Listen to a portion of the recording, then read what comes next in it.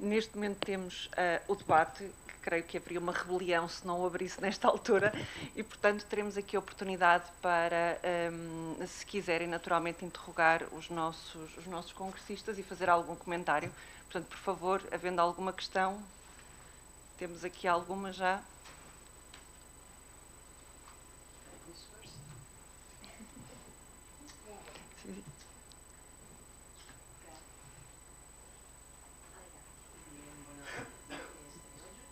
No, te verifica. Sí, ahora sí. Bien.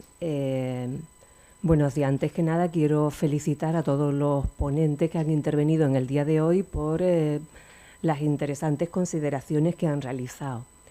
La primera cuestión que quería plantear tiene como destinatario al investigador Moreno Soriano.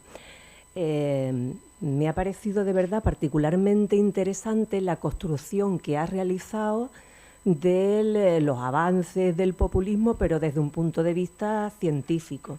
Nosotros como juristas carecemos de esa formación específica y tendemos a pensar que la proliferación, sobre todo actual, del populismo tiene su origen, por supuesto, en la crisis de los principios democráticos, pero también tendemos a considerar que otro factor que influye de forma decisiva en esa progresión del populismo es la propia incultura. De hecho, por ejemplo, cuando hablamos del ascenso de Trump y todo eso, pues decimos que obtiene el voto de la América profunda. Entonces, me gustaría conocer su opinión acerca de esos factores de índole, yo le he llamado cultural, no sé si merecería otra denominación, si es también un factor influyente en esos ascensos. Esa es una cuestión. Y la otra cuestión tiene como destinataria a, creo que es la más joven de los ponentes que han intervenido, ¿no? El más joven es él. Bueno, pues para los dos más jóvenes. En este caso, para la segunda más joven de los intervinientes. Hablaba de la protección de los curadores y de la ausencia de norma específica que los protegiera. Hablaba incluso de analogía. Bueno, pues analógicamente, tal vez esa protección se podría conseguir mediante la que dispone la Ley de Propiedad Intelectual Española para los autores de obras derivadas. Un traductor tiene protección específica sencillamente por la labor de creación que ha incorporado cuando realiza la traducción de una obra. El creador de una base de datos cuenta también con protección específica en la Ley de Propiedad Intelectual Española, como otros derechos. Entiendo que a lo mejor no es necesario que se dicte una disposición específica que contemple la actividad que puedan realizar estos curadores de contenido, sino que tal vez con las normas que tenemos, considerándolo o bien analógicamente como autores de obra derivada o bien como autores de base de datos en cuanto sistematizan una información previamente existente, ordenándola conforme a determinados criterios, a lo mejor ya con eso podría tener protección específica. Nada más. Muchísimas gracias y reitero mi felicitación. Realmente me han dado motivos para pensar. Muchas gracias.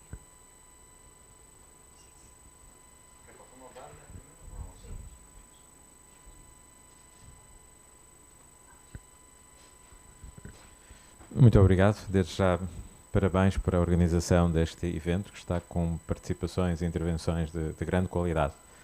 Iria fazer 2 ou 3 observações e uma outra questão dirigida em particular à última oradora, a professora Paula Saez Alvarez, que dado que toca em alguns temas que igualmente abordei.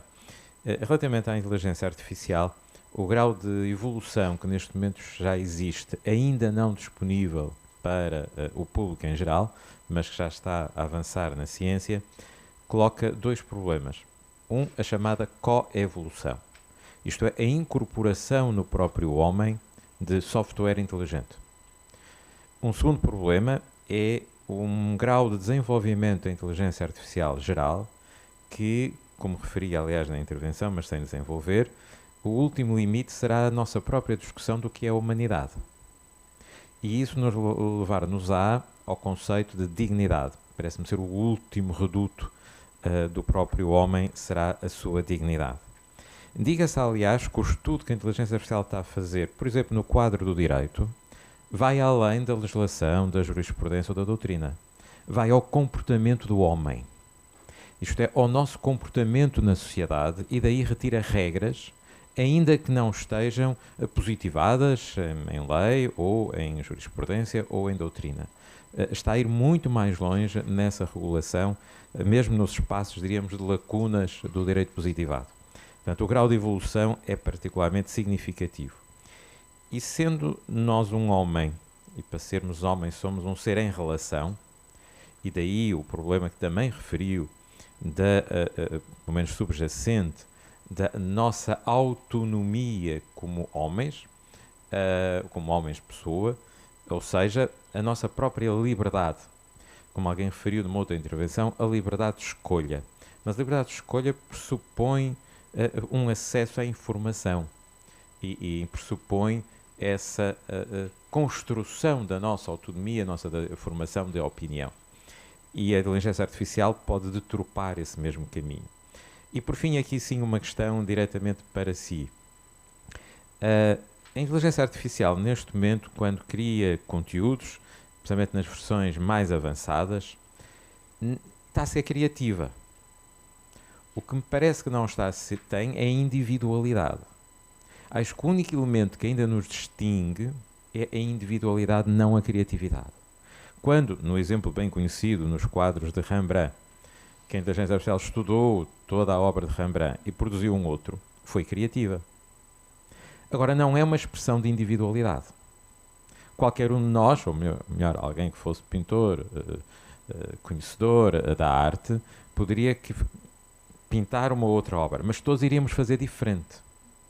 Cada um ao seu estilo. Parece-me que aqui o único reduto ainda está na individualidade. E por fim, uma que não tinha aqui presente, mas do toda a intervenção da colega anterior, não podemos esquecer que o direito de autor e a propriedade intelectual em geral protege por vezes não a criatividade nem a individualidade, mas o investimento, como a tutela dos produtores de fonogramas. Onde está a criatividade? Ou a individualidade? Está apenas a tutela do investimento. Poderá ser uma via, igualmente, por analogia, para este problema. Muito obrigado. E peço desculpa por me ter alongado.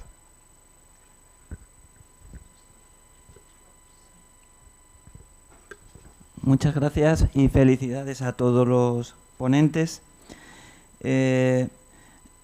No se trata... Mi pregunta va dirigida a la ponencia de José María Moreno Soriano, pero no me tiene que responder nada. Es simplemente lo que me ha sugerido su intervención, ¿de acuerdo? Y lo primero que tengo que hacer es felicitarle, decirle bravo, porque me ha llamado la atención y porque me está haciendo pensar en voz alta. Esto último es muy peligroso. A ver, y tampoco sé, porque su intervención ha sido con mucho contenido, muy densa. Entonces no estoy seguro de haber entendido o haber captado todo bien. Pero al principio usted ha hablado de crisis de legitimidad de nuestras democracias. Y a mí esto me parece peligroso, porque sobre todo este tipo de discurso, cuando lo pronunciamos de cara a nuestros estudiantes o a la gente joven, pues podemos transmitir el mensaje de que la democracia es un sistema político que nos sirve y es el mejor que hemos conocido. El grado de bienestar y el grado de libertad que disfrutamos en algunos países sobre la Tierra nunca ha existido. Entonces, puede ser que sistemas políticos nos sirvan porque destruyan al hombre, como los totalitarismos, el fascismo, el nacionalsocialismo, el comunismo, o que el sistema no funcione bien, que la mecánica no esté funcionando bien. también me ha parecido y súper interesante que usted hable de la lógica populista. Y, por ejemplo, creo que ha dicho es consecuencia de una crisis, el populismo es consecuencia de una crisis de la lógica racionalista. Y yo creo que los populismos son consecuencias de una crisis económica. Los populismos no son nada nuevo, si ya los hemos conocido. El caldo de cultivo es una crisis económica que degenera en una crisis de valores y de principios. Este es el caldo de cultivo de los populismos, en mi opinión.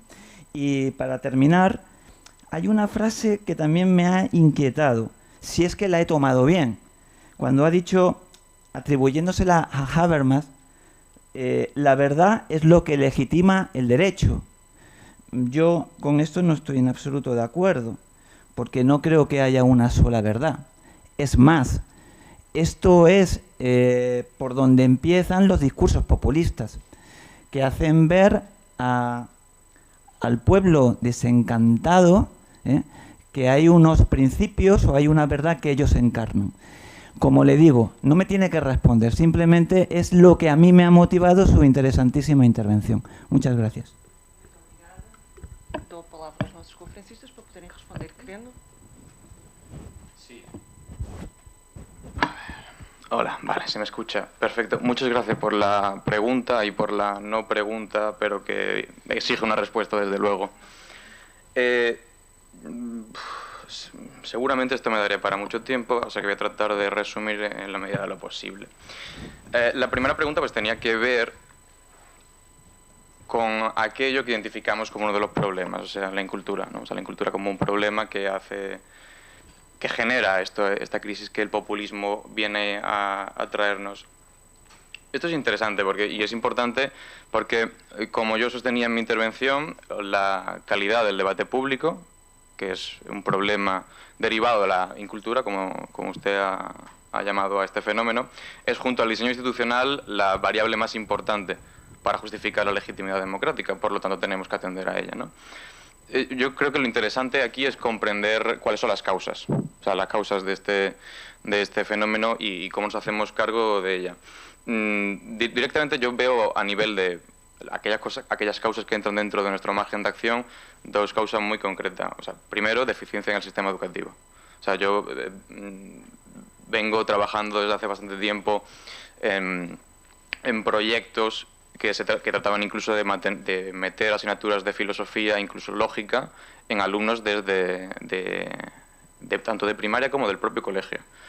Y sorprendería el ver que son capaces realmente de detectar falacias, de enfrentarse a discursos complejos, etcétera, etcétera. Pero no hay asignaturas de este tipo, no hay una asignatura de lógica en nuestros planes educativos que yo creo que ampliarían y permitirían, desde luego, la capacidad crítica necesaria para hablar de esto que es cultura, ¿no? O sea, este distanciamiento de sí, esta capacidad de examinar argumentos, etcétera, etcétera. Esto es un polo de algo que falta. Otro algo que falta es comprensión y cultura constitucional, directamente, en los institutos. O sea, yo metería alguna asignatura en esto que se llama valores cívicos, etcétera, etcétera, más concretamente entender cuál es el contenido normativo que está en la Constitución, ¿no? O sea, de desentrañar eso y hacer eso, hacer copartícipes a todos los ciudadanos de la defensa de la Constitución. Porque creo que hay una percepción desde la ciudadanía de la Constitución como algo ajeno, ¿no? Hay más causas estructurales, ¿no? O sea, podríamos hablar obviamente de los problemas que genera la IA, de los problemas que genera los algoritmos, los problemas que genera la polarización, etcétera. Todo esto contribuye a esta incultura generalizada, pero esto se nos va de las manos para que yo me enfrente ahora a ello. Y por ir rápidamente, vamos con la segunda intervención. Me interesa responderla porque así me puedo aclarar algunos puntos, porque creo que no se ha comprendido exactamente, o porque a lo mejor he ido muy rápido por la propia densidad conceptual con la que me he movido. Comparto profundamente esto de que hablar de la crisis de legitimidad de la democracia puede resultar peligroso, en tanto que puede transmitir la idea de que la democracia como sistema no sirve. En absoluto, o sea, desde mi postura, en absoluto. O sea, la democracia es el único sistema que nos sirve, el único sistema que se ha funcionado, que se ha demostrado como útil, beneficioso para la ciudadanía, etcétera, etcétera. De hecho, lo que he pretendido es hacer conectar el sistema democrático con la racionalidad. El problema es que si hay una crisis de racionalidad, hay una crisis del sistema democrático. Entonces tenemos que entender qué está fallando. O sea, no se trata de romper con la democracia, sino de entender qué le falla a la democracia. Y lo que le falla, entre otras cosas, es la construcción de la racionalidad, la construcción del sujeto y el propio diseño en ocasiones. O sea, pero en absoluto hablar de que la democracia como sistema no funciona. El segundo punto que comentábamos era el de la crisis económica como causa del populismo. Esto por supuesto.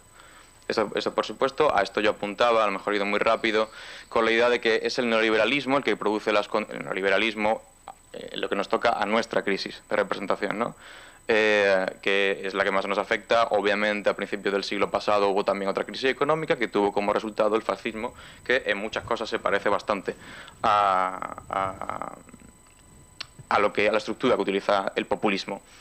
Esto es fundamental, pero no nos podemos quedar solamente en comprender la estructura económica. La estructura económica es la causa profunda, pero los efectos que se derivan, la propia utilización del discurso populista no se resuelve, o al menos no solo se resuelve cambiando la estructura económica, porque cambiar la estructura económica requeriría cambiar, por ejemplo, procesos como la globalización, cosas que nos quedan bastante lejos de nuestro margen de acción. Entonces podemos entrar a entender cómo funciona esta lógica populista y tratar de entender qué hay ahí de que podamos rompernos, que podamos pelear. El último punto es el punto más filosófico y es algo que desde luego no voy a poder aquí desarrollar profundamente, que es la idea de que es la verdad la que legitima el derecho. Solo por aclarar, mi postura de la verdad es una postura, primero, posmetafísica. Esto quiere decir que no hay una verdad, o sea, no hay una estructura real del ser que podamos desentrañar racionalmente, sino que hay siempre una pluralidad de relatos que entran en contraposición, en diálogo, siempre bajo una estructura racional que tiene pretensiones de universalidad. Es decir, cuando yo me pongo a discutir contigo, aunque no tengamos los mismos elementos y aunque cada uno diga una cosa cuando dice justicia, hacemos pretensiones de racionalidad. O sea, usted pone su concepto, trata de explicarlo, lo proyecta, yo me desplazo del mío, intentamos encontrar un concepto entre medias, etcétera, etcétera. Esa estructura siempre está operante y esto es a lo que yo y a lo que Habermas restringe la racionalidad, no al desentrañar la verdad del ser. La verdad del ser por lo menos desde el siglo pasado ya nos olvidamos de ello. Pero luego podemos continuar si quiere discutiendo esto para dar paso al resto de la mesa. Muchas gracias. Gracias, profesora Sánchez González, por su pregunta y sobre todo porque estoy totalmente de acuerdo. Ciertamente constreñirse al tiempo, tal, ¿no? Pero sí, efectivamente es algo que tenía previsto en el trabajo y también porque la directiva de la Unión Europea, la 2019/790, lo contempla, por ejemplo, para las plataformas de prensa y demás. Entonces, pues sí, está ligado, no deja de estar presente, es una idea que tengo y se plasma en el texto y simplemente era la denuncia, ¿no? La preocupación, más bien, sobre todo encaminada hacia la idea del plagio. O sea, si los curadores de contenido simplemente hacen su tarea, pero no citan, pero no es el peligro que yo veo también de cara a los autores. Pero vamos, sí, totalmente de acuerdo y es así, ¿no? El derecho pues nos da herramientas y está para usarlas. Y contestando a la segunda pregunta, yo creo que en ocasiones pues se tienen posturas diferentes y en España se dice no se le puede caer bien a todo el mundo. Es decir, ¿no? Desde mi punto de vista conozco mucho la obra de Rembrandt, estuve estudiando concretamente el proyecto que financió el banco ING. Además, tengo particular debilidad por Rembrandt como autor holandés que es y tengo ciertos vínculos con el país, me encanta, pero desde mi punto de vista no sería creativo. Es decir, entiendo la postura, he leído mucho en mi contra, con lo cual lo entiendo, pero para mí el arte, la creatividad está en el ser humano. Yo sigo pensando, quizás es una visión muy arcaica incluso, sigo pensando en ese cuerpo y alma unidos y el alma da esa parte artística. En mi opinión, por supuesto, más que criticable, profundamente subjetiva y que no tiene por qué tener adeptos. Entonces, pues entiendo perfectamente su postura. Yo agradezco las valoraciones porque sé que es experto en propiedad intelectual. He seguido con mucho interés su ponencia. Para mí la novedad y la originalidad están ligadas con esa creatividad quizá. Quizá es una postura más limitada del derecho de autor y nada más, no puedo decir... ¿Sí? Gracias, muito obrigada. Muito obrigada.